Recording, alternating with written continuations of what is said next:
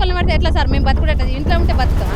కుమ్రంభీం ఆసిఫాబాద్ జిల్లాలో మరోసారి పెద్ద పులి దాడి చేసింది. International Lab Facility. Student lead startups. Great academic exposure. KL, deemed to be university. నిన్న మోర్లే లక్ష్మిపై దాడి చేసి హతమార్చిన పులి మరుసటి రోజు నేడు కూడా సురేష్ అనే యువకుడిపై దాడి చేసింది. అయితే ఈ దాడి ఎక్కడ జరిగింది, మరి ఆ సురేష్ అనే యువకుని యొక్క పరిస్థితి ఎలా ఉందనేది ప్రస్తుతం ఆయనను సిర్పూర్ ఆసుపత్రి నుంచి కాగజ్ నగర్ ఆసుపత్రికి తరలించారు. మరి అక్కడ నుంచి మంచిర్యాలకు షిఫ్ట్ చేస్తున్నారు. అయితే అక్కడ సురేష్ యొక్క పరిస్థితి ఎలా ఉంది, మరి ఆ కుటుంబ సభ్యులందరూ కూడా ఏమంటున్నారో వారి మాటలను తెలుసుకుందాం. అయితే ఆ సమయంలో ప్రత్యక్ష సాక్షులు ఇక్కడ ఉన్నారు, వారిని తెలుసుకుందాం. చెప్పండి, అప్పుడు పులి ఎక్కడికి వచ్చింది, అప్పుడు దాడి ఎట్లా చేసింది? ఆయన పత్తి ఏరడానికి పోయిండు, వాళ్ళ భార్యతోని చేనికి పోయిండు. చేనికి పోయిన తర్వాత పులి వచ్చి దాడి చేసింది. దాడి చేసిన తర్వాత అరుపులు వచ్చేసినాయి. మేము చుట్టుపక్కల పొలాలు ఉంటాయి కదా, మేము పోయిన తర్వాత ఈ మెడకు ఆయన కొట్టేసింది. తర్వాత ప్రజా కేర్ హాస్పిటల్కి తీసుకొచ్చినాం కాగజ్ నగర్లో. ఇక్కడ వైద్యం చేసిండ్రు. వీళ్ళతోటి కాదంటే మంచిర్యాల తరలిస్తాను. ఈరోజు ఎన్ని గంటల సమయంలో ఈ యొక్క పులి దాడి చేసింది? 12 గంటల సమయంలో 12-11 గంటల సమయంలో ఈ లోపల జరిగింది. అది జంగల్ సైడ్ నుంచి వస్తుంది. ఏ సైడ్ నుంచి వస్తుంది? ఊరు నుంచి అయితే రాదు కదా, ఊరు నుంచి రాదు కదా, జంగల్ నుంచే వస్తుంది.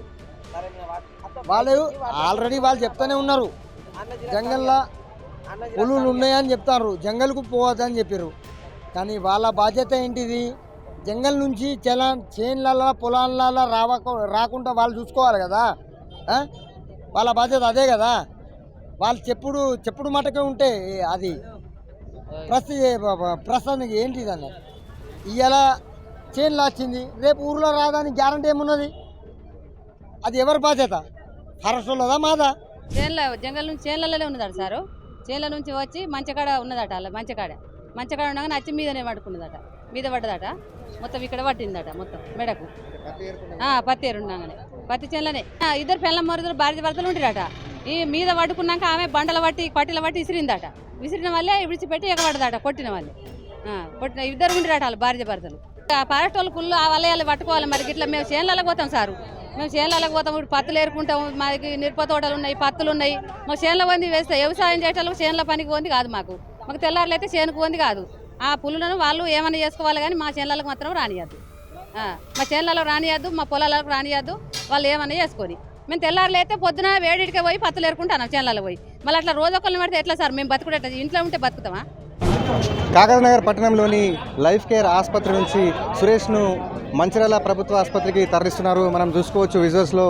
ఆయనను మెరుగైన చికిత్స అందించడం కోసం మరి ఇక్కడ నుంచి ఆయనను మంచిర్యాల ఆసుపత్రికి తరలిస్తున్నారు.